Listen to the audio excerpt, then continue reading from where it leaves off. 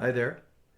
This is Michael Murdad, and welcome to another one of our Friday presentations, Friday Night Spiritual Insights with Michael Murdad. So, there have been some questions coming up from some folks for me to talk about basically intimate relationships, but from a spiritual perspective. So, let's address that today. I guess I should start off with saying you don't have to be in a partnership to appreciate this talk. If you are, great. If you're not, great as well. It'll help you understand your own past relationships, maybe obviously the current relationship, but also the future relationship. So it's relevant one way or the other. So let's start off with this. You know, a spiritual or philosophical viewpoint can sometimes seem very, I think, detached when you're talking about romance. Now, some of us think that, romance is like the highest thing we can experience on earth. And in fact, it's the lowest form of love. There are lower things that aren't loving, but romantic relationships are not the cat's meow, man. But bear with me. Bear with me. I don't want to turn you off too quickly. So romantic relationships, and it's important that we understand this. Any form of love is beautiful. Poetic, romantic, love for your children, love for a partner, love for your parents, love for beauty, nature. Any form of love is beautiful because underneath it is a respect for a greater love, the love for God. Now, if you don't understand that behind it there's a greater love, then it minimizes it. Literally, it sort of freezes the volume on that love just to that one little spot. And then when you find the greater love behind it, it's kind of like you realize, oh my God, I've been listening to music on a transistor radio, not realizing, boom, Dolby stereo, there it goes. And the whole thing blasts open. You go, wow, where have I been? Why didn't I know about this? So, love that comes through on that transistor radio sort of thing. And some of you are probably not old enough to remember transistor radios, but that was our music venue or our music form in the 60s and so on. So relationships can reflect the love of God. They do ultimately reflect the love of God beneath it. But I mean, our goal, when we're looking from a spiritual perspective, our goal is to get that love to come forward to fullest capacity. So what some people do is they don't know how to blend that because I'm with a partner, but they're not spiritual. Or I've had partners and they're not into spirituality. So some of us end up bargaining, and figuring, well, it's the best I can get. I'm just going to accept it and so on. So it gets to be this really, really clouded and strange experience, intimate relationships. But relationships and partnerships, whether it's family or partner form, any relationship and the love in relationships, let's remember, is beautiful in its own sense. They're good and beautiful. However, let's now break it down a little bit. When it comes to intimate relationships, and again, most of what I'm saying could really go across the board to any form of relating, any form of relationship, but people are asking about romantic love. So when it comes to romantic love, there are different levels. Primarily, there is a unhealthy, then there's healthy, and then there's holy. So we'll talk about the three levels of romantic love. And this also applies, like I said, to really any relationship. There's unhealthy, healthy, and holy. Any relationship.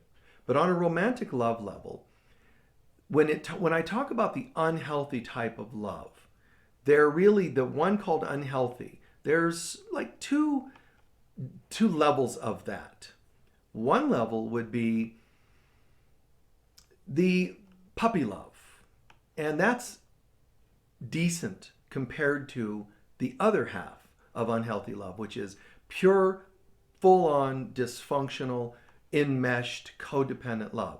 And that one breaks down into two parts because there's codependent, like dependence. We just love, love, love, love, love, but it's sort of a shallow love.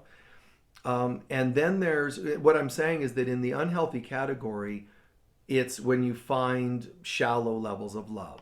It's still, we can still call it pseudo love, but it's the most shallow form. So there's one, it's full on abusive, really messed up, calling it love. They even marry the person, okay, called romantic love, but it isn't really. And it's really abusive physically, emotionally, verbally, or whatever level of abusiveness from one or both people. That's not so cool. But still higher than that, thank God. There's one even, higher, but it's still on the level of unhealthy, and that's just the enmeshed codependent type. It's really kind of shallow. It doesn't go very far. It's not very deep. Not a lot of deep connection, deep communication. Not a lot of deep expression. I mean, from the soul. So it's just kind of we just go through the motions.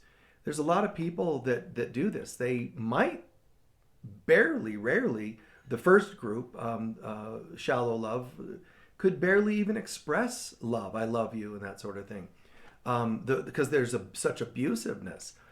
But the other that's a little healthier, you have a little bit of the version of, I love you, but it's a little enmeshed. It's a little, shallow, and just kind of, you just say these things almost obligatory, and so on. And in a sense, the shallow levels of love, you might be shocked, but I would include puppy love in that. Even though shallow love is kind of dull, there's also another aspect of shallow love that's much less dull. It's like, I love you, I love you, I love you. But it's just really still shallow. It's like what you could call infantile stage. It's just this puppy love. And you're not a puppy. You're not a dog in any way, and you're not a puppy. So the puppy love, whether it's metaphoric or not, I'm just saying that it's a little bit needy. It's a little bit coming from, I think it's cute. It's got a cuteness to it. So bless you if you have it or have had it.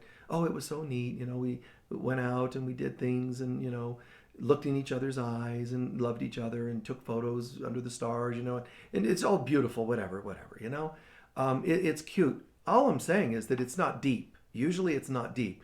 The more you have an infatuation and a kind of a batting the eyes at each other, which is cute, poetic, romantic, and so on in some respects, the more you're fixated on that, which is usually what you're going to need to do when you have shallow love, is by default, it's not going to allow depth.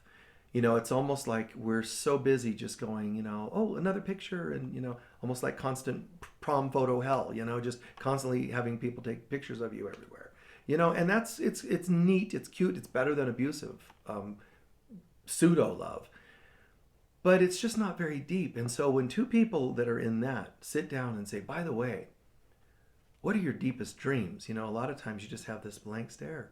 I don't know about dreams. I'm just so in love, and that's, obviously not the coolest thing you can get to.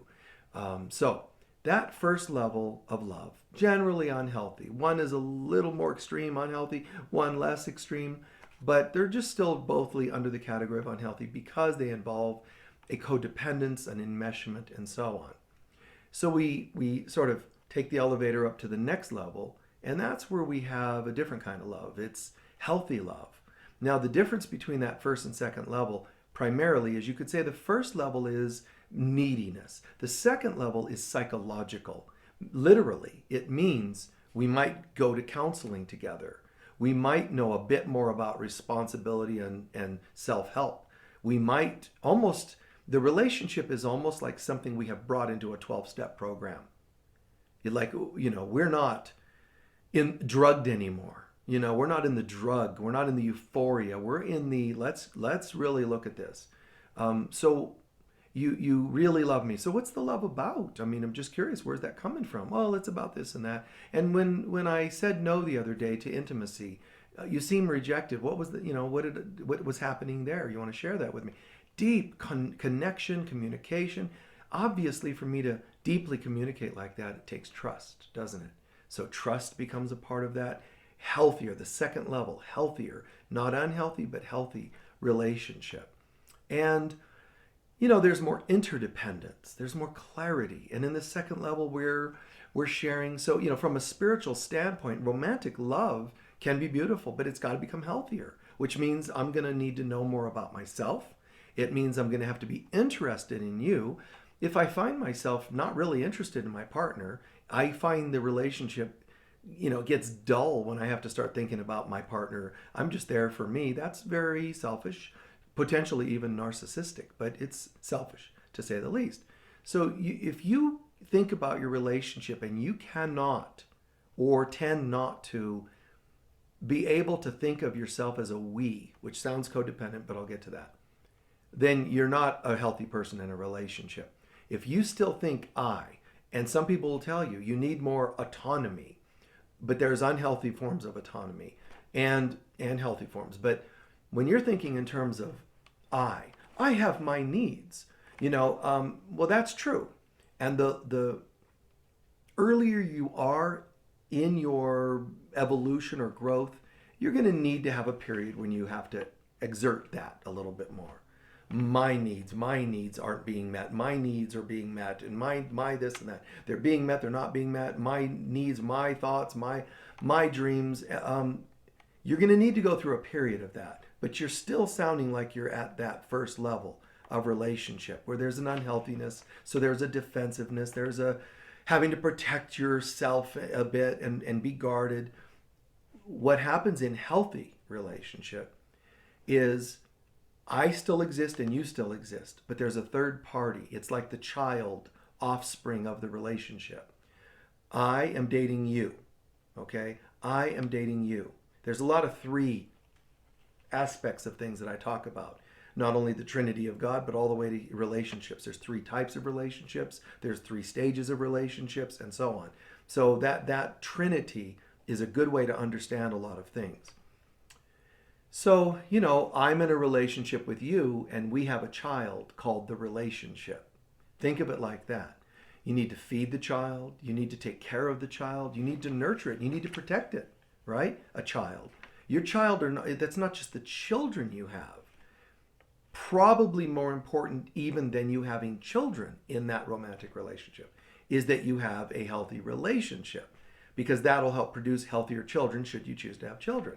But if people could recognize that the relationship is their baby, it changes things, because it's no longer I'm here, you're here, and you and I might have kids. It's kind of like we have one. Are we taking care of it? So let's go to the store, or let's do this. Would you like to make love? It's a we. It's not I need sex. It's I would like to share how I'm feeling with you, and in so doing, we experience our relationship, but we experience our intimacy, we experience our romance, we experience the third thing in the relationship, the us. There's this, just melting into each other, but in a healthy way. Now, in codependence, you could say there's an us, but that's because I lost myself. So all I am is the relationship. And usually it's what you, the partner, would need from me in the relationship. So it's not really even the same, but it sounds the same. Codependence, I lose myself in the relationship, but particularly the demands of my partner in that relationship. In a healthy relationship, I'm still here in my center. You're still there in your center, hopefully, because you don't always have two people contributing to a healthy relationship. That may sound a bit contradictory, but it's true. You don't have to have a stellar, perfect partner to create a healthy relationship. It just makes it easier. One person can actually carry it, you could say. But if one person carries it, the relationship, they're the only patient one, the only loving one, the only honest one, it's going to quickly descend into a codependence, obviously, an enmeshment, where somebody's being a rescuer, and so on. So this gets very tricky, but it is important to say it is possible to have a healthy relationship with just one person contributing, and it's possible to have a holy relationship with only one person. It's just next to impossible in this world. That's why it's referred to as a miracle for any of us to accomplish a holy relationship, because it's next to impossible. Because humans don't know how to go into such a situation with a really clear concept of who they are And then be able to say, knowing who I am allows me to know what I can afford to do in this relationship. Most of us instead say, well, they're not really into this, but I'm growing and I don't want to lose them. So I think what I'll do is I'll just keep working at it. I'll keep doing all the work and the giving and the sharing and the whatever. I'll do the job and I'll make a living and they'll stay at home. I mean, I've heard all kinds of stories of different versions of this, but that's rescuing, and it's one-sided and it's not healthy. Even if you think you're just a benevolent person doing this, not wise, man, because you will harbor it somewhere in your being. There's an organ somewhere inside screaming because it's taking the anxiety or stress of what you're doing on. It's taking it on. There's glands that are screaming. It could be your adrenals, it could be your thymus, your thyroid, but something's going to be hurt because it's absorbing the two things, the hurt and the anger. Your body's going to be trying to create a healthy, holy relationship. And it's because your intentions are great, mind you, sometimes. Sometimes it's just full-blown codependence and neediness, and that's selfish on your part. Even though you look selfless, you're not. You're being selfish because you want something out of the relationship that they're not willing to give, so you're killing yourself to get it. Not good. But sometimes it is with good intentions. Sometimes you really are saying, well, I'm trying because I believe that we can do it. I really think it's there. I really think that this person is worth sharing a relationship. Now, if you say, I'm going to hang in there to save them, bad news again. You need a codependent group, okay? But there are times when we say, but we really have times that are really healthy and good. Not just like stimulating good. I mean like healthy good. Wow, we have such great times where we're good, we connect well, and we just descend into arguing, or sometimes they're just not wanting to go too far into something spiritual. That's to me, that's forgivable. The person's just, maybe they just want to, their version of spirituality is a more base version. Don't condemn them for that. Their meditation can be to go out fishing. So just love it. Say, how was your meditation today? And they should laugh and say, oh, well, fishing was great. You can make light of it because lighten up. It helps things. It brings more light into things. So just something to consider. You can sometimes make a difference in a relationship, but you have to be really, really honest to where it's like, I can make a difference, but do I have to kill myself to make that difference? Do I have to go through hell to get that to happen? And if that's true on any level, or even if you suspect it subconsciously, you better do something different, because you're going to be subconsciously or consciously, you're going to be resentful that you're working so hard at it. And a lot of times we do all that to make the relationship work out. And then lo and behold, before you know it, they do something that makes you realize it's not going to work. And now there's that temptation to think the famous phrase, God, after all I've done. And if you're going to say that, then none of it was healthy and unconditional as you thought it was. And, it's kind of a bummer. But, okay, now we learn the easy way or the hard way, and we usually learn the hard ways, and so be it. And it ends there, all right? There's a third category of relationship, holy. Now, holy doesn't mean that we both, wear white and only speak in a whispery voice. Good morning, beloved. Oh, good morning, beloved, to you too. No, better morning to you. No, to you. No, you for, you more. Because we want the greatest holiness for each other. It's not like some, pseudo spiritual experience like that. Just kind of whispery. A holy relationship means that and this is important, you can't have a holy relationship just because it sounds neat. You don't get a frame and put the words holy relationship and put your pictures in it and assume that does it. It's first and foremost, you have to actually ask Spirit.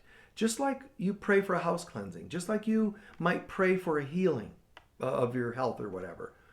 You have to pray. You have to actually verbally ask for your relationship to be commended into or surrendered into a holy state. That doesn't mean things are going to be perfect and holy from then on.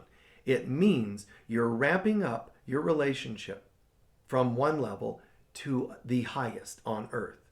And that means on one level, I know unhealthy love, another healthier love, and this is the healthiest love on earth. Another way of saying it is conditional love, unconditional love in theory, and truly understanding unconditional love. It's ramping up, ramping up, ramping up. Other descriptions. I can recognize in whatever we experience, I know how to be responsible and look within myself. I don't lean towards or err towards projecting onto you. And if I do, I try to catch it as soon as possible and practice forgiveness. So in the second level, it's healthier. And so you might take an argument of the first type, the first level of relationship. Second level, you might say, sorry about that, me too, and done. It means you've made a little bit of an apology. It means you've made a correction in the situation. I think that's great. The third level, it's not just a correction. In a holy relationship, you don't just say, well, if you apologize, I'll apologize, and then we'll exchange chocolates and we have a great relationship again. In the third level, there's a deeper understanding. It's, okay, we can say apologies here, but where did that come from? Yeah, there's some hurt in me, and I don't like when you did this, it kind of triggered such and such. Really? And then what's that about? I can see where that's, an old pattern of mine, and I'm willing to now forgive. But in the second level, I forgive you. In the third level, I understand I'm forgiving everything that was there as a lesson, because I'm going to be prepared now. I want to know your holiness. See, in the second level, I want to get along with you better, healthier. The third level, I want to know your holiness and discover my own at the same time. So as I practice love and forgiveness, I don't do it to have a better relationship. I do it to have a holy experience. Now, this is not just for partners. This is all people on earth are eventually going to have a holy relationship with all other people on earth and throughout history for that matter, believe it or not. There's going to come a time when all relationships become holy again. And that's the end of time, literally. There won't be any need for time because everything just sort of dissolves into the purity of love and relation. However, I want to make this clear. Our assumption is that you have to go from unhealthy to holy. You do have to go from unhealthy to healthy, but you don't have to have healthy to go to holy. You can have the most dysfunctional, unhealthy relationship and still go to holy. Generally, we will go to healthy and then holy, generally. But a miracle tells us we're allowed to go from the most dysfunctional, and it could be a parent, a child, a sibling, a person at work, and just take it straight home to holy. Because it's not just about getting along better, therefore eventually becoming holy. It's like saying no matter how crappy our relationship is, I can surrender it to Spirit and ask to see you, a dysfunctional partner, as a holy being. And then there's a vibe that happens, a shift. And I go, wow, yesterday I was really anxious about that person at work, and all of a sudden it's shifting. I feel a little better today. You've had a holy instant, as A Course in Miracles calls it. It's a holy instant where you allowed issues and so forth, things of time, issues and limitations, limiting beliefs, limited love, to be surrendered with an open mind to receive a different view of that person. It might manifest as a complete holy vision. It could manifest as just the most mild sense of less hatred or anger. But a shift will be almost guaranteed. It will be guaranteed, but almost guaranteed to be perceptible. It's always there, but you can almost guarantee that it's it's always perceptible. I can't say it's always perceptible. It's always there, but not always perceptible. Most of the time, on some level, it is, if we just open our minds and hearts to see it. So even in the most difficult situations, it's going to show up in some form if we have an open enough mind. So if we want to know how to surrender romantic love and see it from a spiritual perspective, it means raising the bar, raising the quality of the relationship. Most people, they can't do that. They don't even know how, but also they're not interested. They're like, hey, romance is you date and you date and you date here and there in life. When you date somebody enough and you either like them enough, you get pregnant, or you get fed up with dating, so you want to settle down. All strange reasons to partner with somebody for life. But those are, if you think about it, look at your friends and just look at what the reasons were. Some think they were in love, but if it was puppy love, it was the wrong reason. If it was dysfunctional hate love, it was the wrong reason. If it was healthy love, that's a little bit better reason. But even with the healthy love, what's behind it? What is the main premise to me choosing to partner with you for life? And some of our answers aren't exactly stellar. It's, well, I got along with them really well, or it's, we dated for so long, it just had to happen eventually, or we got pregnant, or, those aren't really the highest levels of reasoning, but it happens. So what happens is people often put the search for a love or partnership, they put that over the higher integrities that should be our guide, or certainly part of our compass and map to getting to that better place. And one of the important compasses is having to do with intimacy, because this is about romantic love. How do I improve, or is it possible to improve romantic love and have a spiritual perspective on love? You see, a lot of us are taught spiritual perspective means you don't even bother with love. That's the old mystic path, and it's got its validity. But rather than being an opposite to overly human romance and having the opposite, this detached mysticism, there is a way to have love from a mystical spiritual standpoint in a centered, in the middle, in the centered kind of a way, but not while you're bargaining yourself away. So you cannot settle for the dysfunctional level of love. It's got to be healthy. And yeah, if you're in a dysfunctional one, you can surrender it to God. Doesn't mean you stay married. Doesn't mean you still call them on the holidays, whoever they are. You can walk away too. And still, you can surrender the relationship to God and feel a shift and still say goodbye. You can also say hello. It just depends on what's working, what's healthy and what's resonating with healthiness. So again, we tend to bargain ourselves away. One of the ways people bargain, and you'll know, you're in a relationship, let's say a romantic relationship, or you're dating somebody. What are they about? What's going on in the relationship? What's being brought up in you? Is it love? Is it desperation? Neediness? Fear? I mean, you got to look at those things. Having those doesn't mean don't do it, the relationship, but it does mean warning. You got some red lights on the dashboard. What's that about? That's just a mild signal on the dashboard that says, try to get your oil change in the next, 3,000 miles. That's not immediate. E on the tank, the gas tank. It's a little more urgent, isn't it? Let's understand. E does not mean enough, E means you're out of fuel. So you have to know those red flags, as it were, in relationship. One of them would be a relationship needs to be grown. We meet and we connect so easily, it seems like dating would make sense. Okay, now we're dating. God, going out is so easy. Kissing seems to make sense. Kissing made so much sense. Next thing you know, connecting more, having them, for dinner over the house or something a little more personal. Great. That grows, and it's so organic. The love and respect is so obvious and prevalent that it moves into, intimacy or sexuality. And that too needs to feel just organic. It can be passionate and playful, and it can be soft and mellow and so on, whatever it is. And from that, does it feel like that too is just so natural, so easy? That tells me even more. Now we're talking about, the level of relationship is just increasing and increasing. You can have sexual chemistry and a completely dysfunctional relationship, because the sexual chemistry could be based on hormones or dysfunctions, believe it or not.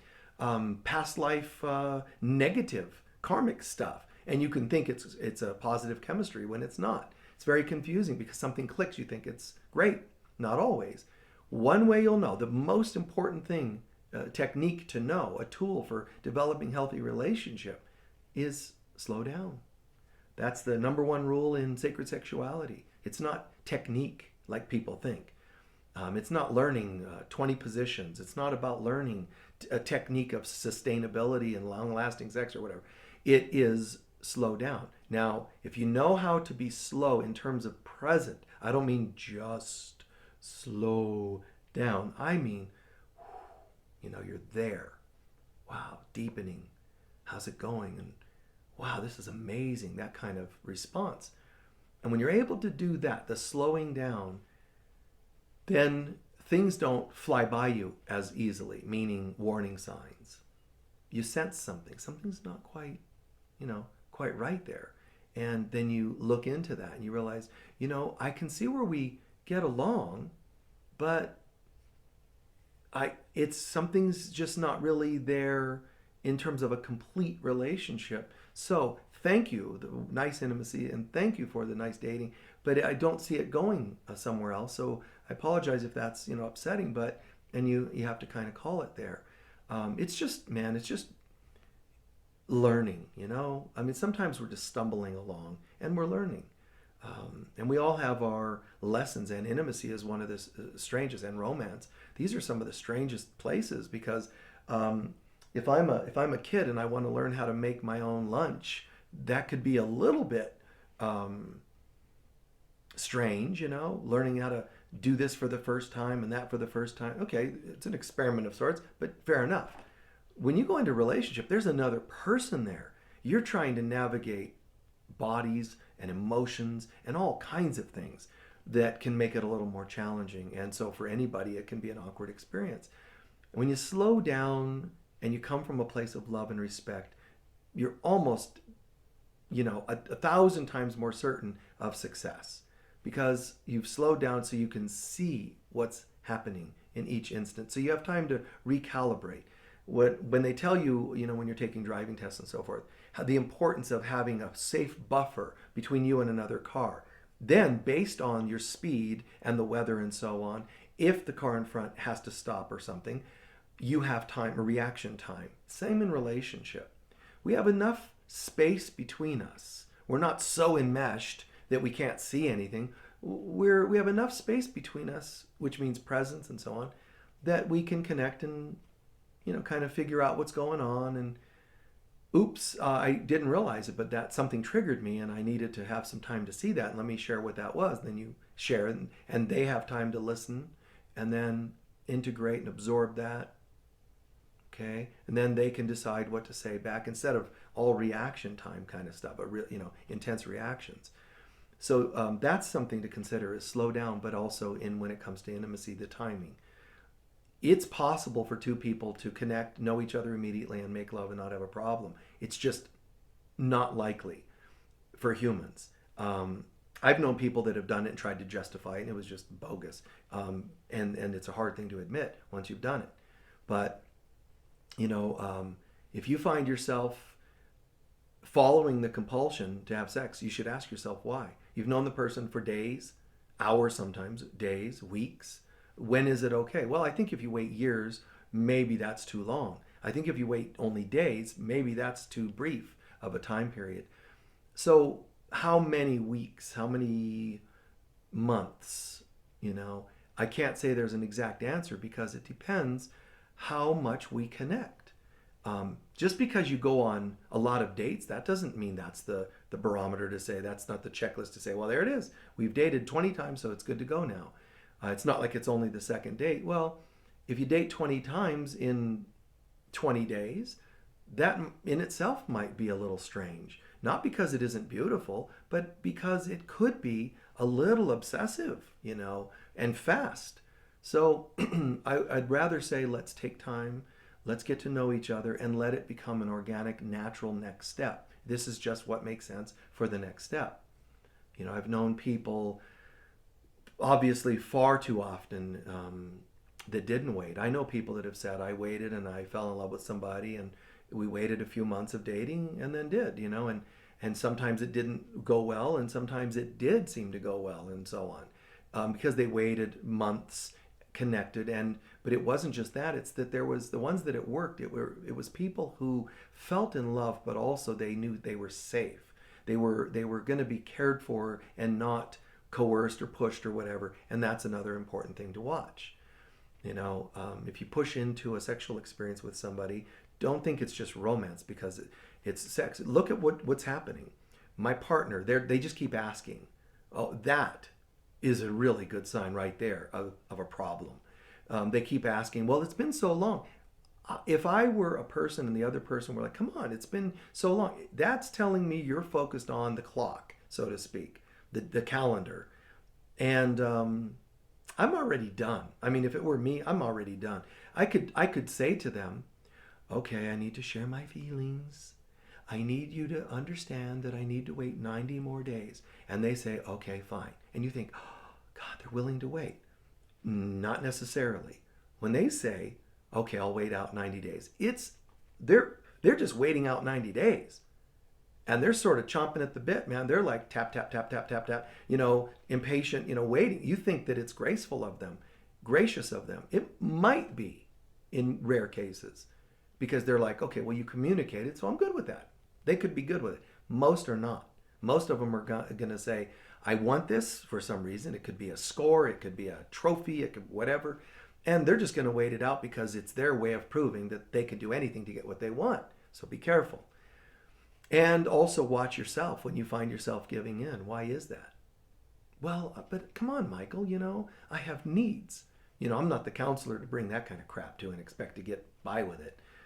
It's not going to work, Michael, I have needs. Well, who has needs? The God in you doesn't. So what does? Okay, fine, Michael, my human. You mean your ego. Okay, your human ego has needs. Those will never be filled. So all you're doing is bargaining yourself away again. Now, it sounds like I'm going to be stringent about it. I'm not going to bust your chops and make you feel horrible, I hope. But I would say, well, what's it about? And we look at it and you say, well, but I just, it's been a while. And I say, well, how long? And I've had people say months. And I'm thinking, oh my God. Inside, I don't say it, but I'm thinking, I know people have waited years and you're complaining that you've only had to wait months. Come on. But there are, things like that for people. And so you're going to, what it's called is bargaining. You're going to bargain. You're going to sell yourself short. You're going to say, well, I have needs, or they wanted to and they were going to leave me if I didn't. Let them leave. Pack them a lunch and say goodbye. Adios, be done.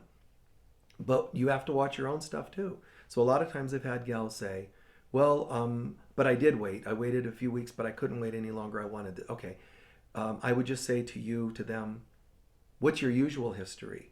And 90-something% of the time, what they say to me is, it's promiscuity, it's rushing in, it's being used. Words like that come out of their mouth, which tell me that you're still in the old pattern. If you're a student of mine, I would call you on that. If you're a friend or whatever, an intimate friend of mine, I would have said, wait, what's that about?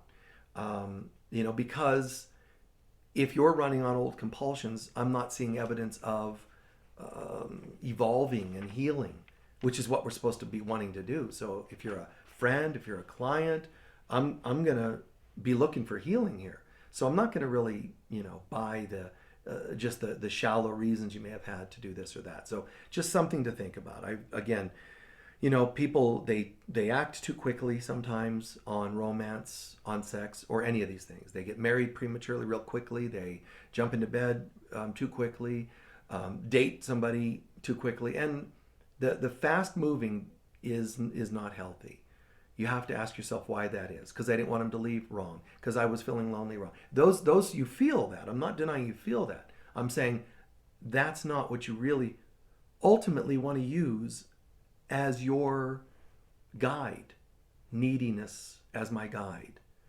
Hurt as my guide. Fear that they'll leave me as my guide. Not a healthy guide. So you need some more healing. And so let's set our goal for more healing. And I've seen people that have a really hard time with this, but I've written a book on relationships. I think it's a great book and covers just about anything you can imagine. Stages of relationship, the different types of relationships, just so that people can be clearer in their mind about what they're doing and why. And being more responsible. And it covers everything from our relationship to God, relationship with self, relationship with others, whether they're friends others or partners others. So I covered as much as I could in there, and some of this would be addressed in there if you want to know more about it. But for us to have healthy relationships, you want a spiritual perspective of romance. Here's the all of it in a nutshell. A spiritual perspective is this: spiritually, you don't need anything, but you're on earth, you have a body, so it's nice to have some things. All right, fair enough. Don't try to destroy the word spiritual in that. You must keep it in the back of your mind. Spiritually, I need nothing. Don't say, spiritually, I would need nothing if I were more spiritual, but I'm not, therefore, and cash that out and go after the other. Keep it instead in the back of your mind. Spiritually, there's a knowingness, I need nothing.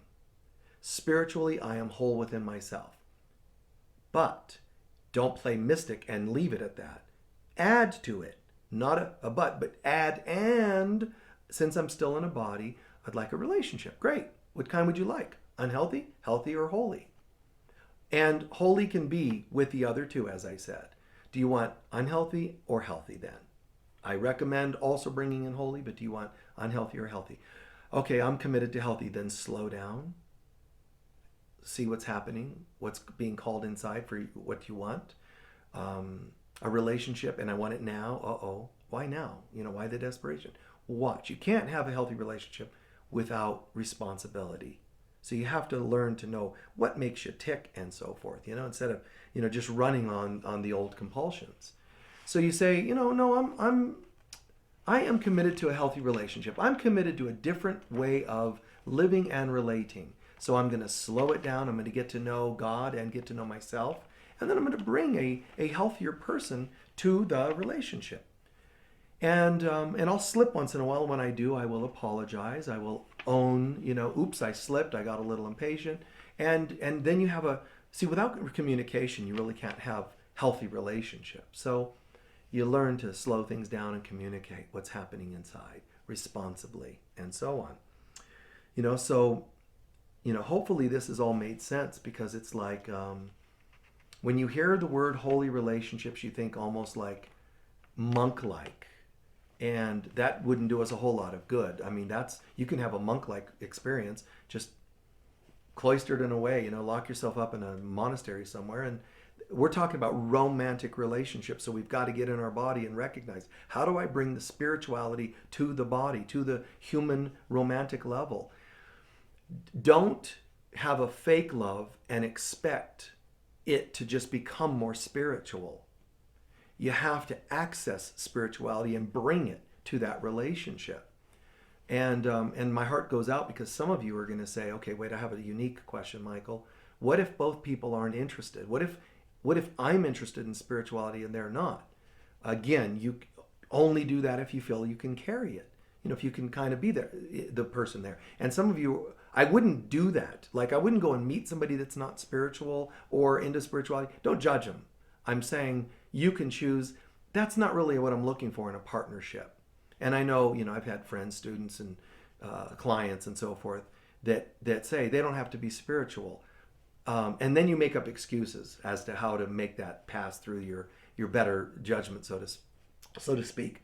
But it's like, they don't have to be spiritual. They're just so nice, or the sex is great, or whatever. That's all bogus. The sex is never great unless it's spiritual and healthy and centered. You have stimulating sex. Well, I don't care about that. Porn people can have stimulating sex. Doesn't impress me. So let's stay with the real. So how do I bring the spiritual? My feedback would be, if you're looking for a relationship or open to a relationship, it's better to be open than look. But if that happens, I would say just know that spiritual is important, and responsible is important, and healthy is important. Make that, instead of they got to look like this, they got to look like that. The looks are naturally a part of it. For me, it's going to be holistic. If I'm open to a relationship, it's going to be holistic.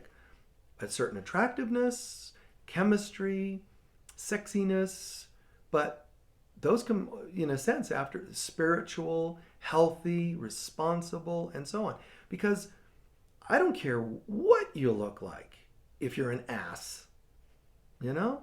If you're rude, if you're whatever, if you're condescending to my spiritual path and so on. And me personally, Michael, I wouldn't even bother. I can't even imagine getting involved in a relationship that doesn't have a spirituality in it. I don't know that I ever did, but I just wouldn't. And I'm not dissing you. I'm saying that's what I wouldn't do. But what if we're already in one? Again, start with do not judge them. They are what they are, and it worked for you at some point. So start with respect for who they are. Then ask yourself, and is that going to work for me? If it were Michael again, if you're rude and condescending about my spirituality, I got to work on forgiving that and being patient with that. But I'm also going to say, and guess what? I really don't need that. And I might end it if it were extreme like that, because that's abuse. I still have to love and forgive and respect and say adios in as tactful a way as possible, but I'd be done. So, and in some cases, you folks, you have partners and they're not into spirituality, but what I would say is respect that they have their level of spirituality, their version of it. It doesn't have to match yours. Just that it's not abusive would be, I think, a good sign. And respectful is a nice sign. So then we start talking about how to navigate that, and it's like, we can be playful, I can have a partner that's just totally in love with me and I'm in love with them, and we connect and everything's just beautiful. And yet there can be a humor to it. There can be like, you can say, I'm going to go meditate now. And the partner says, oh, do I need to get your pointed witch hat for you to, and you guys can laugh if it's playful. If that's said with rudeness, I just don't know that I'd be there another day. So each of us has to make those decisions. The conversation right now, in a sense, in a word, is called boundaries. But I've talked about that in presentations all by itself. So you can go and look at some of the presentations on that.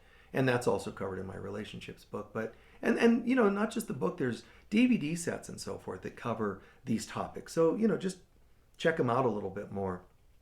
But keep in mind, it's healthy relationships, a spiritual perspective on relationships. There's got to be maturity, which means responsibility, healthy boundaries, communication, and so on and so on. And when you don't have those things, you work on them. And you almost have to consider bringing a relationship to counseling. And now, it doesn't have to be officially a counselor, but a counseling level of consciousness, meaning you and I know about boundaries and healthiness and communication, because that's what a counselor is going to tell you anyway. We also know about codependence, like as though we're in a 12-step group, So you really do your best to create a healthy partnership and healthy relationships in all area of your life. But for the romantic aspect, don't let romance or stimulation or even sex take precedence over spiritual principles, responsibility, maturity, and integrity, and communication.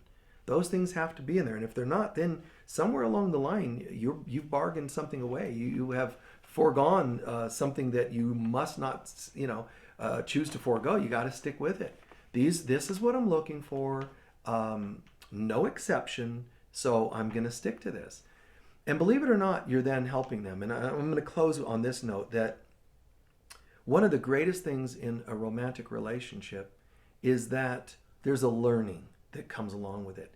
And you may not bring people to the promised land, so to speak, meaning spirituality in a relationship, but every bit of love, tact, forgiveness, respect, learning, and so on, but obviously forgiveness in a relationship, you are being a living example to that person.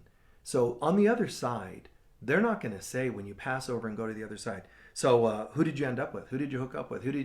That's not going to be important. It's what you made of the relationship. If you say, guess what? I didn't sleep around like most people. I was monogamous. I had one partner. They're not going to be like, oh my God, we have a holy person. They're going to say, and you say, and I thought I liked them, but we got together, stayed married. We made it to 50 years. And they're going to, they're not going to be like, oh my God, 50 years, everybody gather around, all the angels come here. Nope. They're going to say, yeah, and you say, well, what do you mean, and how was it? Well, I don't know. We didn't really talk much. And, well, then why didn't you leave if there was no communication? Oh, because you have to stay married when you're married. They're not impressed, guys.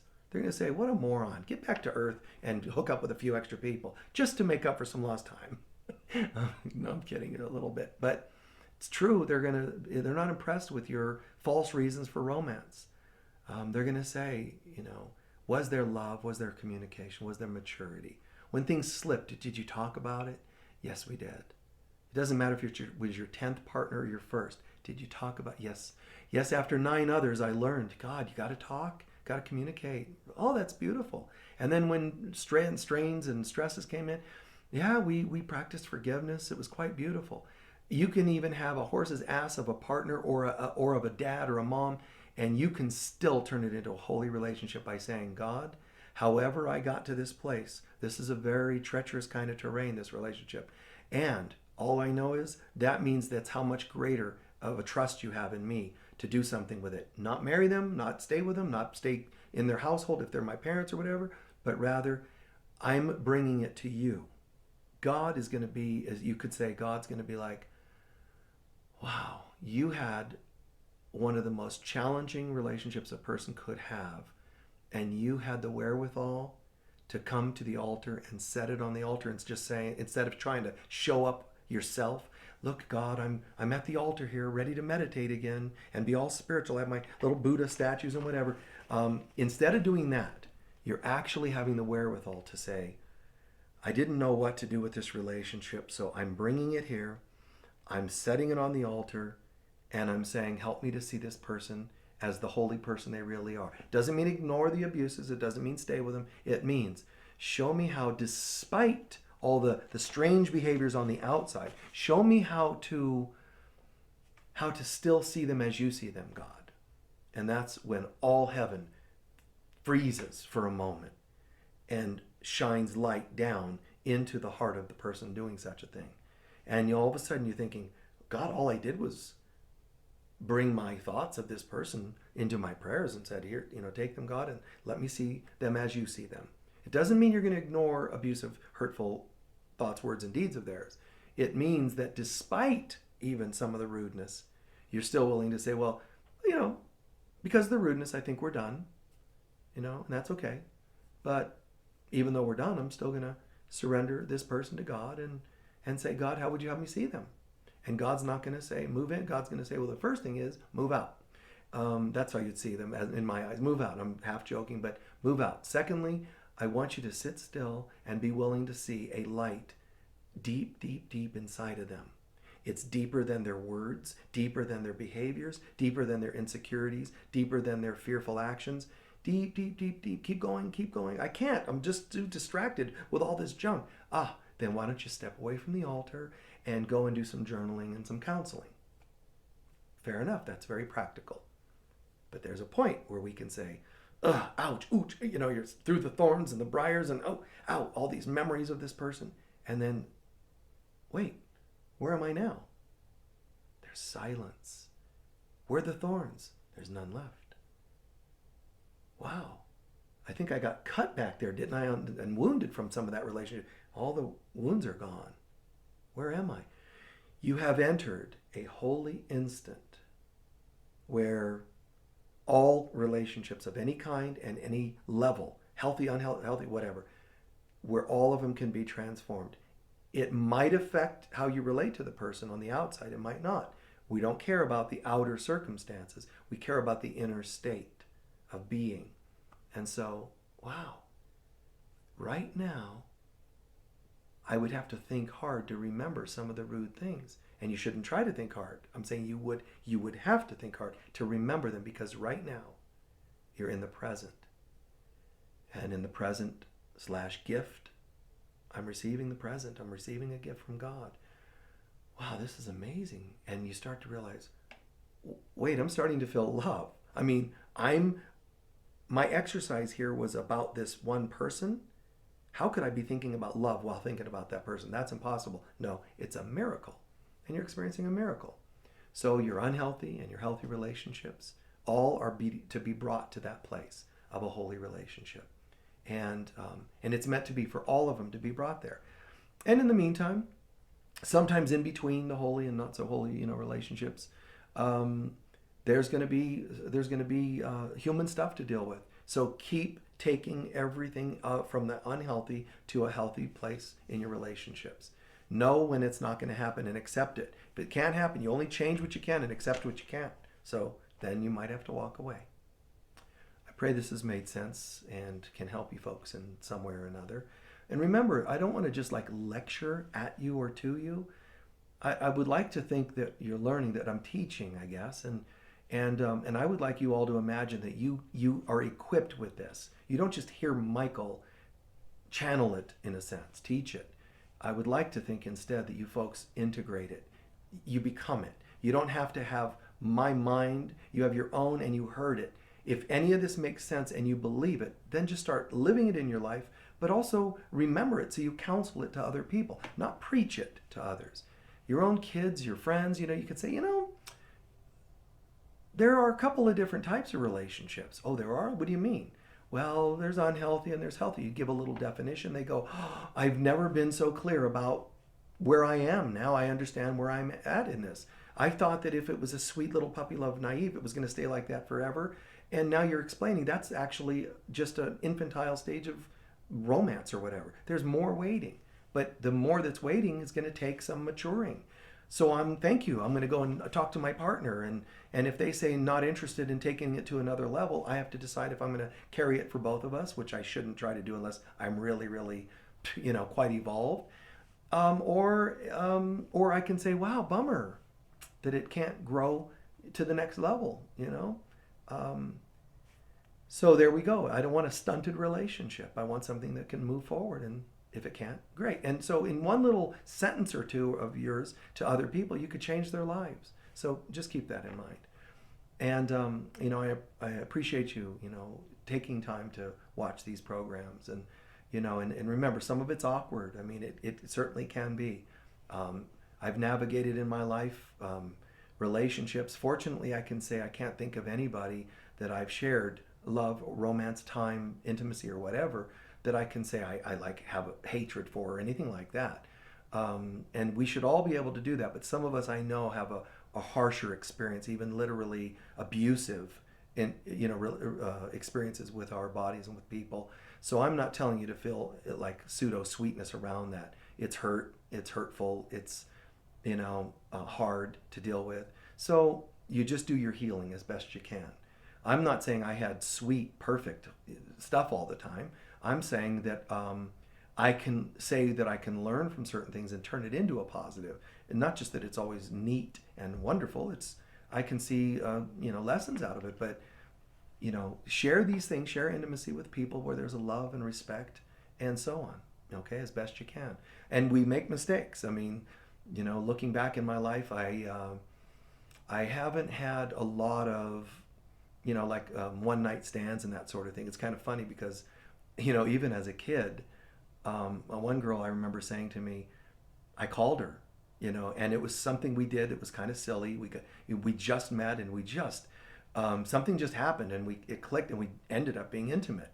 And I asked for her number, and she was shocked. And I called her, and she was more shocked. What I didn't know, and this is what's important about sharing time with people as a kid, but I didn't know her pattern was being used. So for me to ask for a number was a little bit of a miracle, but to call was more. And then I actually shared a bit of a relationship with her, because I was not going to just accept a one night stand nor to continue her pattern of being used. So it was a long distance because there were miles between us as kids. So we could only get together now and then, but on the phone we talked, and we were good intimate friends. And so I'm grateful that I wasn't grateful that I was able to make a mistake at a couple times in my life with giving in to something like that. I know that you guys would be forgiving and say, "Oh well, Michael, we learn." For me, it wasn't cool. I didn't like being part of the problem, so to speak, on Earth, where people make mistakes and use each other. So the couple of times that I gave into something like that, typically thank God it only happened a couple times. But when it did, any time in my life, I didn't dig it, and and I wouldn't do it again. would be my comment. If I could do it again, if I could go back to that moment, I wouldn't do it again. But I'm grateful that for the most part I had a nice conscience about things. And sometimes it was a drag to have that conscience because it would keep me from having fun that other people had fun with, drugs and other things. But I had a different mindset. So spiritual perspective on romance, intimacy, partnership, sex, drugs, partying, whatever. The spiritual perspective is not to judge and abstain from it all. It's more how to be in a state of grace while we go into those things. We make mistakes, forgive ourselves, learn what you can, forgive ourselves, and back and over, forgive ourselves. So that's something, that we all have had to practice. So even the couple instances that I had, I could run into that same girl or somebody else from my history, and we shouldn't really have a problem being honest and talking about those kinds of things. Anybody that would come to me, I would have no problem talking to them about life.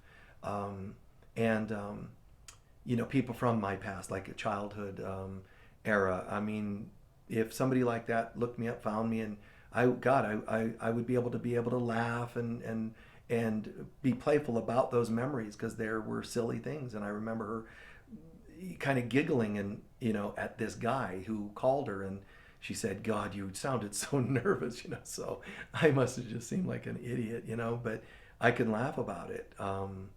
Because of some of the things she said, and she just was like, "Oh, it's so cute, you're just like, I can't believe you're calling, and you're so shy about it." And it was just kind of corny, but to be able to learn what we can, it does allow us to sometimes, not all the time maybe, but sometimes be able to laugh at some of the things we've done and shared with people, and romance, and the times we thought we were in love and it was just the shallow puppy love.